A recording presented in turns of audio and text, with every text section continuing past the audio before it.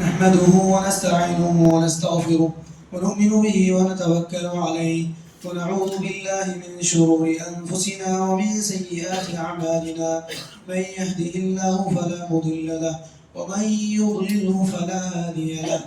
وأشهد أن لا إله إلا الله وحده لا شريك له وأشهد أن محمدا عبده ورسوله. يا أيها الذين آمنوا اتقوا الله حق تقاته ولا تموتن إلا وأنتم مسلمون. يا أيها الناس اتقوا ربكم الذي خلقكم من نفس واحدة وخلق منها زوجها وبث منهما رجالا كثيرا ونساء. واتقوا الله الذي تساءلون به والأرحام إن الله كان عليكم رقيبا.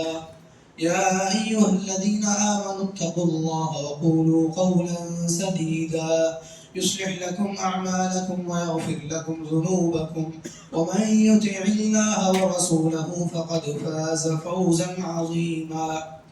أما بعد فإن خير الحديث كتاب الله وخير الهدي هدي محمد صلى الله عليه وسلم وشر الأمور محدثاتها وكل محدثة بدعة وكل بدعة ضلالة وكل ضلالة في النار. أعوذ بالله من الشيطان الرجيم. بسم الله الرحمن الرحيم. قاف والقرآن المجيد بل عجبوا أن جاءهم منذر منهم فقال الكافرون هذا شيء عجيب أإذا متنا وكنا ترابا ذلك رجع بعيد قد علمنا ما تنقص الأرض منهم وعندنا كتاب حفيظ بل كذبوا بالحق لما جاءهم فهم في أمر مريج. أفلم ينظروا إلى السماء فوقهم كيف بنيناها وزيناها وما لها من فروج والأرض مددناها وألقينا فيها رواسي وأنبتنا فيها من كل زوج بهيج تبصرة وذكرى لكل عبد منيب. ونزلنا من السماء ماء مباركا فأنبتنا به جنات وحب الحصيد والنخل باسقات لها طلع نضيد رزقا للعباد وأحيينا به بلدة ميتا كذلك الخروج. كذبت قبلهم قوم نوح وأصحاب الرس وثمود وعاد وفرعون وإخوان لوط وأصحاب الأيكة وقوم تبع كل كذب الرسل فحق وعيد. أفعينا بالخلق الأول بل هم في لبس من خلق جديد. وقال الله عز وجل في موضع آخر وكلهم آتيه يوم القيامة فردا. وقال جل في علاه وإن منكم إلا واردها كان على ربك حتما مقضيا. وقال الله عز وجل أفرأيت الذي تولى وأعطى قليلا وأكدى أعنده علم الغيب فهو يرى أم لم ينبأ بما في صحف موسى وإبراهيم الذي وفى ألا تزر وازرة وزر أخرى وأن ليس للإنسان إلا ما سعى وأن سعيه سوف يرى ثم يجزاه الجزاء الأوفى. قابل احترام برادران اسلام، ملت اسلامیہ کے غیور نوجوانوں، پردہ نشین اسلامی ماں اور بہنوں اور پیارے بچوں، ہر قسم کی حمد و ثنا اللہ رب الجلال کے لیے بے انتہا درود و سلام نازل ہو ہمارے رسول محمد صلی اللہ علیہ وسلم پر آپ کے آل و اصحاب پر اور ان تمام پر جو نیکی اور احسان کے ساتھ آپ کی قیامت کے دن تک اقتدا کرتے رہیں۔ برادران اسلام، رمضان کا مبارک مہینہ ہمارے اوپر سایہ فگن ہے۔ اللہ تبارک و تعالیٰ نے ہمیں اس مہینے میں زندگی اور عمر بخشی ہے، اور اللہ تبارک و تعالیٰ نے نیکی اور عبادت کے سارے ماحول کو بنا دیا ہے۔ اسی مناسبت سے ایک آدمی کے لیے رمضان میں عام اجتماعی عبادت جتنی اہم ہے، انفرادی عبادت بھی اتنی ہی اہم ہے۔ اسی کے سلسلے میں کچھ باتیں آپ کے سامنے پیش خدمت ہے۔ اللہ تعالیٰ سے دعا ہے کہ اللہ تعالیٰ کہنے والے کو، سننے والوں کو عمل کی توفیق عطا فرمائے۔ اللہ تبارک و تعالیٰ نے قیامت کے دن کے تعلق سے کہا کہ وَكُلُّهُمْ آتِيهِ يَوْمَ الْقِيَامَةِ فَرْدًا، کہ ان میں سے ہر ایک آدمی اللہ تعالیٰ کے پاس اکیلا آئے گا، فردن آئے گا، اور جو بھی آئے گا اللہ تبارک و تعالیٰ کے پاس، اس کو اللہ تعالیٰ کے پاس پل صراط پار کرنا ہے۔ اللہ تعالیٰ نے کہا کہ وَإِن مِّنكُمْ إِلَّا وَارِدُهَا، کہ تم میں سے ہر ایک اس کے اوپر آنے ہی والا ہے، یعنی صراط مستقیم پر سے ہر ایک کو گزرنا ہے، اور ہر ایک اس کے اوپر سے اپنے اعمال کے مطابق گزرے گا، اور وہ ان اعمال کے ساتھ گزرے گا جن اعمال کے ذریعے سے اس کا تقریباً آدھا حساب وہیں پر ہو جائے گا، یعنی پل صراط پر ہی اس کے آدھے اعمال کا یا پھر اس کا آدھا حساب وہیں پر ہو جائے گا، کہ جس کے اعمال خیر کے رہیں، نیکی کے رہیں، وہ پار ہو جائے گا، اور جس کے اعمال شر اور برائی زیادہ رہیں تو اس کو وہیں پر کانٹے اور آگ اچک لیں گے، اور وہیں پر اس کا گویا کہ فیصلہ ہو جائے گا، اور وہ اس پل کو پار ہی نہیں کر پائے گا۔ اللہ تبارک و تعالیٰ نے سورہ انعام میں اسی طریقے سے سورہ کہف میں اللہ تعالیٰ نے کہا کہ وَلَقَدْ جِئْتُمُونَا فُرَادَىٰ كَمَا خَلَقْنَاكُمْ أَوَّلَ مَرَّةٍ وَتَرَكْتُم مَّا خَوَّلْنَاكُمْ وَرَاءَ ظُهُورِكُمْ وَمَا نَرَىٰ مَعَكُمْ شُفَعَاءَكُمُ الَّذِينَ زَعَمْتُمْ أَنَّهُمْ فِيكُمْ شُرَكَاءُ لَقَدْ تَقَطَّعَ بَيْنَكُمْ وَضَلَّ عَنكُمْ مَا كُنتُمْ تَزْعُمُونَ۔ کہا کہ جو ہے تم ہمارے پاس اکیلے آئے ہو، جیسا کہ ہم نے تم کو پیدا کیا تھا، جیسے تم کو ہم نے پیدا کیا تھا ویسے ہی تم ہمارے پاس فردن حاضر ہوئی ہو، اکیلے آئے ہو، اور کیا ہو گیا ہے کہ ہم نہیں دیکھ رہے ہیں تمہارے ساتھ تمہارے ان شریکوں کو جن کے بارے میں تمہارا دعویٰ تھا کہ تمہارے ساتھ وہ شریک، تمہارے آپس کے تعلقات ابھی کٹ گئے ہیں، اور جو کچھ تم دعوے کرتے تھے وہ سب کچھ گم ہو چکا ہے۔ اللہ تبارک و تعالیٰ نے کہا وَعُرِضُوا عَلَىٰ رَبِّكَ صَفًّا لَقَدْ جِئْتُمُونَا كَمَا خَلَقْنَاكُمْ أَوَّلَ مَرَّةٍ، کہ جو ہے اللہ تعالیٰ کے پاس وہ سب کے سب صف بصف پیش کیے جائیں گے۔ اللہ تعالیٰ کہے گا کہ تم ویسے ہی میں ہمارے پاس آئے ہو جیسا کہ ہم نے تم کو پیدا کیا تھا۔ اس کے بعد ہر آدمی اپنے نامہ اعمال کو خود ہی دیکھے گا، خود ہی پڑھے گا، اور اس کا اپنے آپ کا حساب وہ خود ہی کرے گا۔ اللہ تبارک و تعالیٰ نے کہا سورہ بنی اسرائیل، سورہ اسراء کی آیت اقرأ کتابک کفیٰ بنفسک اليوم علیک حسیبا، اپنی کتاب خود ہی پڑھ لو، اپنی کتاب پڑھ لو، کفیٰ بنفسک اليوم علیک حسیبا، آج تمہارا حساب کرنے کے لیے تم خود ہی کافی ہو، آج تمہارا حساب کرنے کے لیے تم خود ہی کافی ہو۔ اللہ تعالیٰ کہتے ہیں من اہتدی فانما یہتدی لنفسہ، جس آدمی نے راہ پایا، جس آدمی نے راہ پائی تو اس نے اپنے آپ کے لیے راہ پائی، یعنی جو ہدایت یافتہ ہوا تو وہ اپنے فائدے کے لیے ہدایت یافتہ ہوا، ومن ضل فانما یضل علیہا، اور جو گمراہ ہوا، راستہ بھٹکا، تو وہ اپنے آپ کے خلاف راستہ بھٹکا ہے۔ ولا تزر وازرۃ وزر اخرى، کوئی بوجھ اٹھانے والا کسی دوسرے کا بوجھ نہیں اٹھائے گا۔ وما كنا معذبین حتى نبعث رسولا، رسولوں کو بھیجنے تک ہم کسی کو عذاب بھی نہیں دیتے۔ اسی طریقے سے اس سے پہلے ہی اسی صورت میں اللہ تعالیٰ نے کہا کہ ان احسنتم احسنتم لانفسکم وان اسأتم فلہا، اگر تم نیک وکار بنو گے، نیکی کا کام کرو گے، اچھا عمل کرو گے، احسنتم لانفسکم، تو تم اپنے آپ کے لیے کرو گے، وان اسأتم، اور اگر تم برا کام کرو گے، فلہا، تو اس کا وبال بھی آدمی کے اپنے آپ پر ہے۔ اللہ تبارک و تعالیٰ نے یہی بدلہ کہا کہ لیجزی الذین اساءوا بما عملوا ویجزی الذین احسنوا بالحسنى، سورہ نجم کی آیت، کہ تاکہ اللہ تبارک و تعالیٰ جنہوں نے بہترین عمل کیا ان کو بہترین بدلہ دے جنت کی صورت میں، اور جنہوں نے برا عمل کیا ان کے برے عمل کا بدلہ دے۔ اس کے بعد آگے چل کر اللہ تعالیٰ کہتے ہیں کہ انسان کے لیے حقیقت میں کام آنے والی چیز، انسان کے ساتھ چلنے والی چیز، انسان کو وہ کوشش، وہ محنت جو کام آئے گی اس کے اپنے آپ کی ہے۔ اللہ تعالیٰ نے کہا کہ کیا آپ نے اس شخص کو دیکھا جس نے منہ موڑ لیا، تھوڑا دیا اور سست ہو گیا، تھوڑا دیا اور سست ہو گیا؟ کیا اسے نہیں معلوم کہ ابراہیم کے صحیفوں میں کیا ہے، موسیٰ کے صحیفوں میں کیا ہے، اور وفادار ابراہیم کے صحیفوں میں کیا لکھا ہے؟ وہ کیا لکھا ہے؟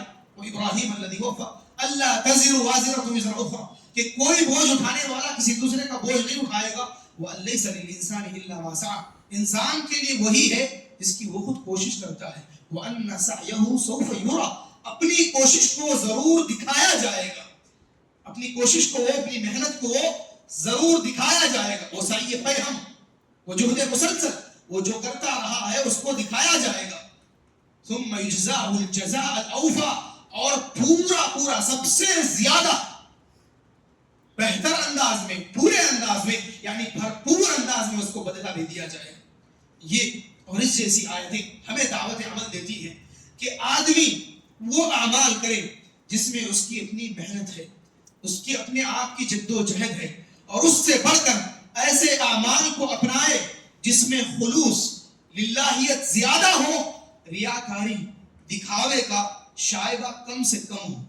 عموماً رمضان کا مہینہ آتے ہی ہم میں سے اکثر بہت ساری عبادتیں انجام دیتے ہیں، اور یہ بہت ہی مبارک اور قابل تحسین عمل ہے، قابل تعریف عمل ہے کہ اللہ تعالیٰ نے جنت کے دروازے کو کھول دیا، جہنم کے دروازوں کو بند کر دیا، اور اللہ تعالیٰ نے سرکش شیاطین کو پابند سلاسل کر دیا۔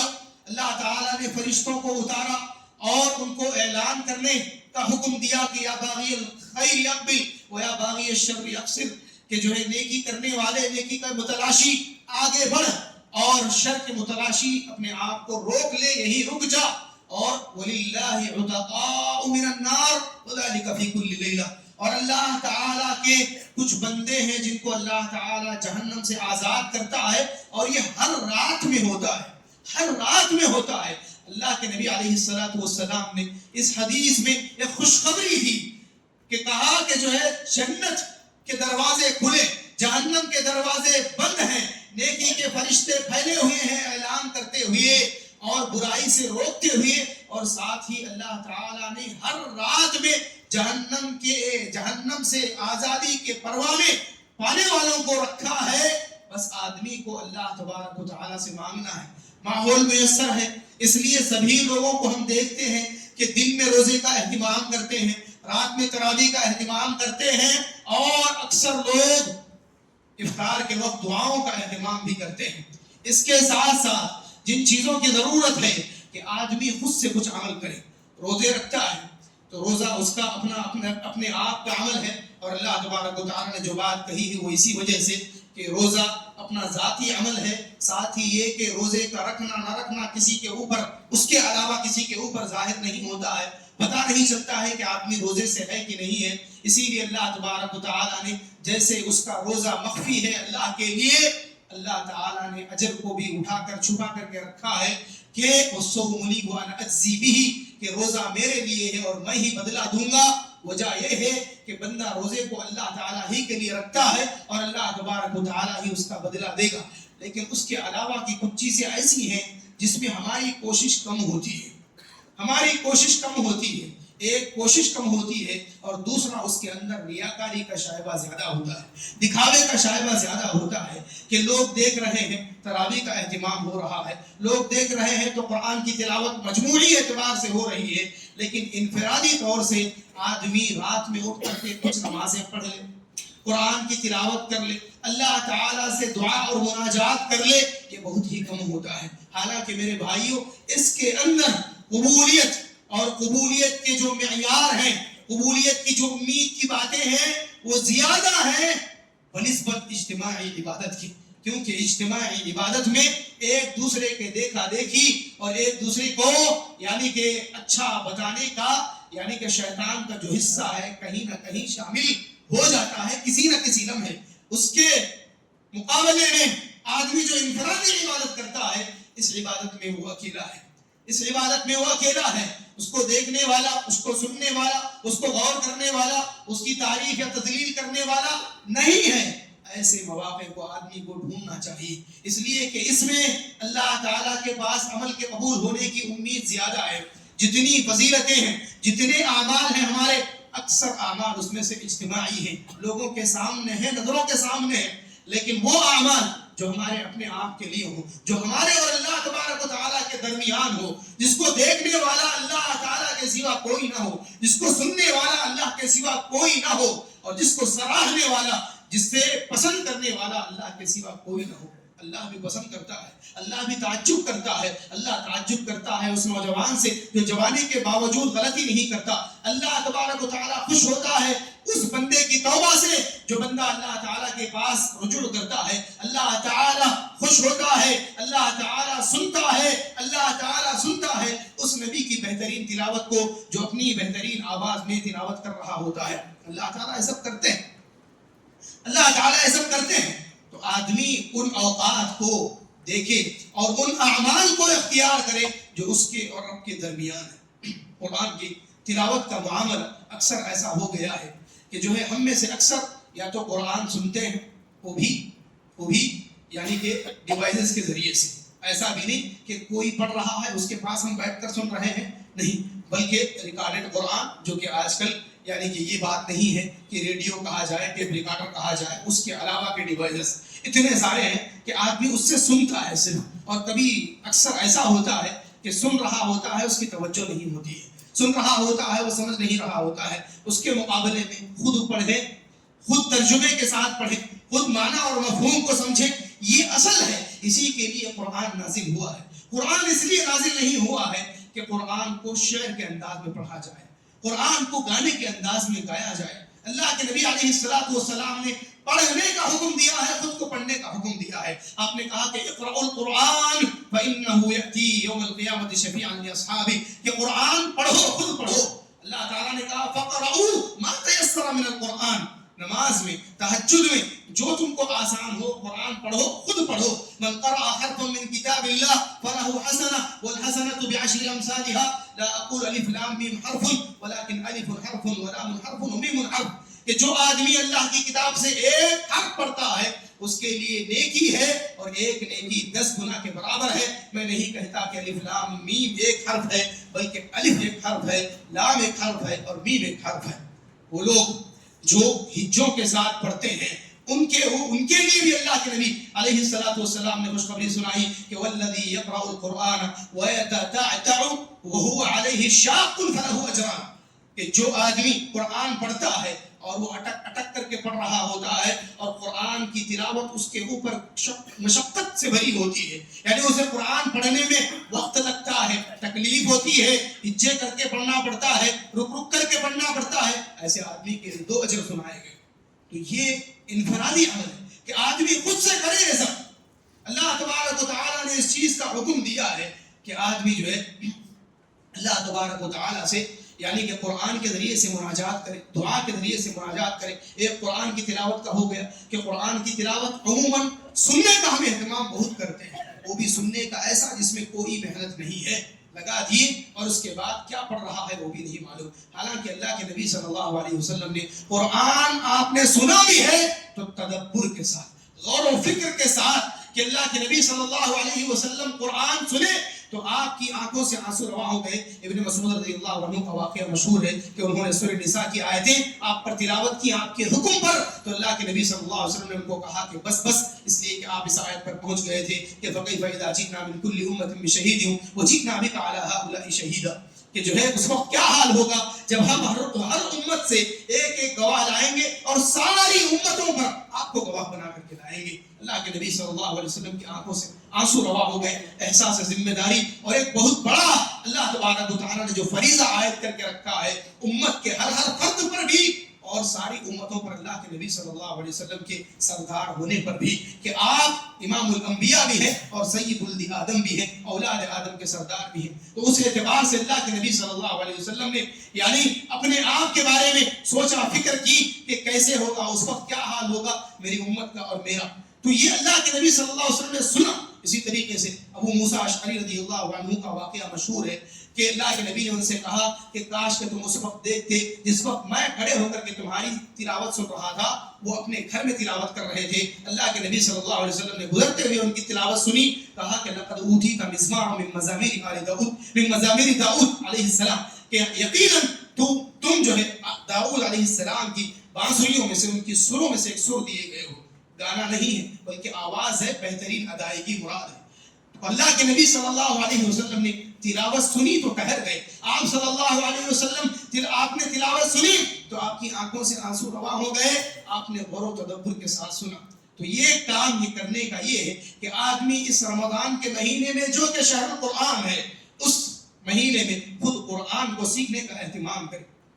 ہر سال کتنے سال گزر گئے ہمارے، کتنے سال گزر گئے، اتنے سالوں میں ہم کم سے کم قرآن کو ناظرے کے ساتھ پڑھنا ہی سیکھ لیتے، تب اثر نظر آتا کہ فلاں رمضان میرا بہترین گزرا کہ میں نے اس رمضان میں سیکھا تھا۔ اسی طریقے سے دعا ہے، جو کہ یعنی دعا اللہ تبارک و تعالی نے رمضان کے مسائل کے سلسلے میں ہی اسی سیاق میں اللہ تعالی نے اس کو بیان کیا ہے۔ اللہ تبارک و تعالی نے کہا کہ وَإِذَا سَأَلَكَ عِبَادِي عَنِّي فَإِنِّي قَرِيبٌ أُجِيبُ دَعْوَةَ الدَّاعِ إِذَا دَعَانِ فَلْيَسْتَجِيبُوا لِي وَلْيُؤْمِنُوا بِي لَعَلَّهُمْ يَرْشُدُونَ۔ اللہ کے نبی صلی اللہ علیہ وسلم نے فرمایا کہ دعوت الصائم لا ترد، روزے دار کی دعا رد نہیں کی جاتی، اور یہ سارے اوقات میں ہے، بالخصوص افطار کے وقت میں ہے۔ للصائم فرحتان، فرحۃ عند فطرہ وفرحۃ عند لقاء ربہ، کہ روزے دار کے لیے دو خوشیاں ہیں، ایک خوشی افطار کے وقت ہے، دعا قبول ہوتی ہے، اور دوسری خوشی جب رب سے وہ ملاقات کرے گا تو اللہ تعالیٰ کے دیے جانے والے بدلے سے وہ خوش ہو جائے گا۔ تو یہ دعا کا اہتمام، دعاؤں کا اہتمام، اور وہ بھی انفرادی۔ عام طور پر لوگوں کو دیکھا جاتا ہے کہ لوگ مطالبہ کرتے ہیں کہ جو ہے لمبی لمبی دعائیں کی جائے، کہاں پر؟ نماز میں، وتر میں، نماز وتر میں دعائیں کی جائیں۔ حالانکہ یہ دعا وہ ہے جس میں لمبی دعا کرنے سے زیادہ مختصر دعا کرنا افضل ہے۔ وہ دعا جو جامع ہو، وہ دعا جو مختصر ہو اور میننگ فل ہو، ایسی دعا کرنا زیادہ افضل ہے۔ اللہ کے نبی صلی اللہ علیہ وسلم سے لمبی لمبی دعائیں مروی نہیں ہیں۔ اللہ کے نبی صلی اللہ علیہ وسلم سے جامع دعائیں جو کہ ہم اللہم اہدنا فیمن ہدیت پڑھتے ہیں، اور اللہم انا نعوذ بک اللهم إنا نعوذ برضاك من سخطك وبمعافاتك من عقوبتك وبك منك لا أحصي ثناء عليك لا نحصي ثناء عليك أنت كما أثنيت على نفسك، اور اسی طریقے سے اللهم اقسم لنا من خشيتك یا پھر اللهم اصلح لنا ديننا الذي هو عصمة أمرنا۔ اس طریقے کی مختصر دعائیں مروی ہیں۔ کیا سبب ہے؟ سبب یہ ہے کہ اصل یہ نہیں ہے کہ کتنی لمبی دعا کی جائے، اصل یہ نہیں کہ دعا کتنی لمبی ہو، دعا کے اندر کتنا تکلف، تصنع، اور اس کے اندر شعر اور قافیہ سجایا جائے، یہ اصل نہیں ہے۔ اصل یہ ہے کہ دعا گریہ وزاری کے ساتھ ہو، گڑ گڑاہٹ کے ساتھ ہو، عاجزی انکساری کے ساتھ ہو، جیسا کہ رب نے حکم دیا ہے۔ اور یہ زیادہ کیفیت عموماً آدمی کی انفرادی ہوتی ہے۔ اللہ تعالیٰ نے کہا ادعوا ربکم تضرعا وخفیا، کہ اپنے رب کو گڑ گڑا کر چپکے چپکے سے پکارو، انہ لا یحب المعتدین۔ دعا میں حد سے تجاوز کرنے والوں کو اللہ تعالیٰ پسند نہیں کرتا۔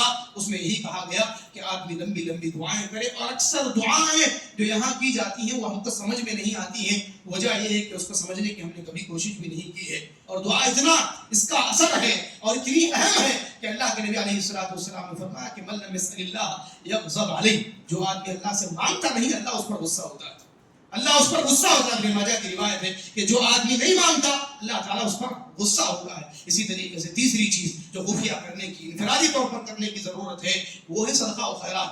ان تبدوا الصدقات فنعما ہی وان تخفوها وتؤتوها الفقراء فهو خير لكم، کہ اگر تم صدقات کو ظاہر کرتے ہو تو یہ اچھا ہے، لیکن اگر اس کو چھپا کر کے دیتے ہو فقراء کو تو یہ تمہارے لیے بہتر ہے۔ ظاہر کرنے کا معیار یہ ہے کہ ترغیب دلانا مقصود ہو، کبھی آدمی ظاہر کر دے، ورنہ آدمی کے لیے اصل یہی ہے کہ وہ خفیہ طور پر کرے۔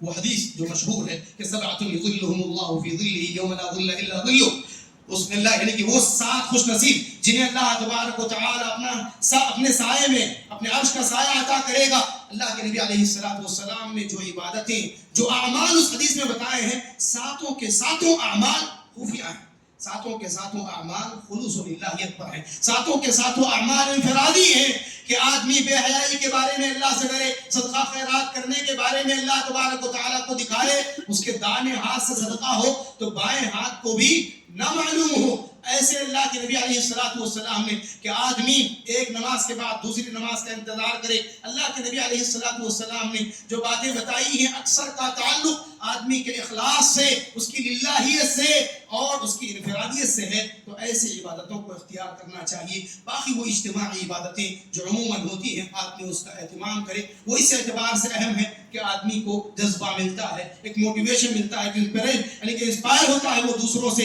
کہ فلاں پڑھ رہے ہیں ہمیں بھی پڑھنا چاہیے. اس اعتبار سے اس کے پلس پوائنٹ پازیٹیو چیزیں بھی کچھ ہیں. لیکن آدمی کو چاہیے کہ اس کے اندر جو ریاکاری ہے، دکھاوا ہے، یا پھر یہ کہ اللہ کو دکھانے کے لیے جو اوقات یا جو جگہیں ہیں ان جگہوں کا انتخاب کرے. انفرادی عبادتوں پر بھی خصوصی توجہ دے. اللہ کے نبی صلی اللہ علیہ وسلم انفرادی طور پر جبریل علیہ السلام سے مدارسہ کرتے تھے. انفرادی طور پر اللہ کے نبی صلی اللہ علیہ وسلم قرآن کا مدارسہ کرتے تھے.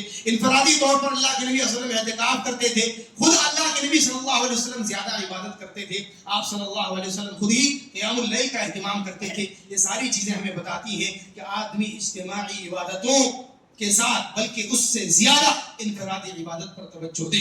اور قرآن کے سننے کے بارے میں، پڑھنے کے بارے میں اہم یہ ہو کہ قرآن کی تاثیر ہمارے دل پر ہو رہی ہے کہ نہیں، قرآن ہمارے دل میں بیٹھ رہا ہے کہ نہیں، تاکہ قرآن سے ہم نفع اٹھائیں، قرآن سے ہمیں فائدہ ملے. نہ یہ کہ پڑھا جائے جیسا کہ ایسے ہی پڑھ لیتے ہیں. نحیف بن سنان ایک آدمی تھا، ابن مسعود رضی اللہ عنہ کے پاس آیا، آ کر کہا کہ انی قرأت المفصل فی رکعہ، انی قرأت اللیلہ، انی قرأت المفصل یعنی کہ لیلہ برکعۃ واحدہ. کہا کہ جو ہے میں نے مفصل یعنی سورہ قاف سے لے کر اور بعض کے مطابق سورہ حجرات سے لے کر کے سورہ ناس تک کی جتنی صورتیں ہیں میں نے ایک رکعت میں پڑھ دی. تو انہوں نے یہی کہا تھا کہ حزدن کا حد الشعر، شعر جیسے پڑھتے ہیں روانی کے ساتھ ویسے تم نے پڑھ لیا. میں جانتا ہوں کہ اللہ کے نبی صلی اللہ علیہ وسلم کیسے وہ نظائر ایک جیسی صورتیں پڑھا کرتے تھے. آپ صلی اللہ علیہ وسلم ایک ایک رکعت میں صرف 2 صورتیں پڑھتے تھے، لیکن غور و تدبر کے ساتھ انہوں نے پھر اس کے بعد ساری صورتوں کے نام گنائے کہ اللہ کے نبی صلی اللہ علیہ وسلم کیسے پڑھتے تھے رات کے قیام میں. تو اصل کیا ہے؟ اصل یہ ہے کہ کتنا زیادہ پڑھے، اصل نہیں. اصل یہ ہے کہ آدمی کتنے پر غور کیا ہے، کتنے سے نصیحت حاصل کیا ہے، اور کتنے سے اس کے عمل میں، ایمان میں اضافہ ہوا ہے، فائدہ ہوا ہے. اللہ تعالیٰ سے دعا ہے کہ اللہ تبارک و تعالیٰ ان کئی بھی باتوں پر عمل کرنے کی توفیق عطا فرمائے. اللہ تعالیٰ ہمارے ایمان میں اضافہ فرمائے، علم میں اضافہ فرمائے، قرآن کے حروف کو پڑھنے والا اور اس کے حدود پر عمل کرنے والا بنائے. قرآن کے حروف کو پڑھنے والا اور اس کو باقی رکھنے والا اور اس کو حدود کو ضائع کرنے والا ہمیں نہ بنائے. اللہ تعالیٰ قرآن کو ہمارے حق میں دلیل، حجت اور سفارشی بنائے. اللہ تعالیٰ قرآن مجید کو ہمارے خلاف دلیل، ہمارے خلاف سفارشی نہ بنائے. اللہ تعالیٰ ہمیں قرآن، رمضان کے جو کہ شہر رمضان ہی قرآن کا مہینہ ہے، تو اللہ تعالیٰ اس کتاب کا ہمیں حق ادا کرنے کی توفیق عطا فرمائے. الذین آتیناہم الکتاب یتلونہ حق تلاوتہ اور لیدبروا آیاتہ. ان آیتوں پر اللہ تعالیٰ ہمیں عمل کی توفیق عطا فرمائے. اللہ تبارک و تعالیٰ ہمیں روزوں کا اہتمام کرنے، تراویح کا اہتمام کرنے اور ذکر و اذکار دعاؤں کا اہتمام کرنے کی توفیق عطا فرمائے. اللہ تعالیٰ ہماری چھوٹی بڑی ساری عبادتوں کو شرف قبولیت سے نوازے. اللہ تبارک و تعالیٰ جو بیمار ہیں انہیں شفا کاملہ عاجلہ نصیب فرمائے. جو بے روزگار ہیں اللہ ان کو روزگار نصیب فرمائے. جو قرضدار اللہ تعالیٰ ان کے قرضوں کو چکا دے. جو بیاہی بیٹھی بہنیں ہیں اللہ ان کے لیے نیک رشتوں کا انتظام فرمائے. جو بھی اولاد ہیں اللہ تعالیٰ اپنے فضل سے ان کو صاحب اولاد بنائے. اللہ تعالیٰ بزرگوں کو آباد کرنے والوں کو شاد رکھے، آباد رکھے. اللہ تعالیٰ ان کی خدمات کو قبول فرمائے. اللہ تبارک و تعالیٰ اس کو روحانی طور پر بھی ہمیں آباد کرنے کی توفیق عطا فرمائے. آمین. اقول قولی هذا واستغفر الله لي ولكم ولسائر المسلمين من كل ذنب فاستغفروه انه كان للأوابين غفورا.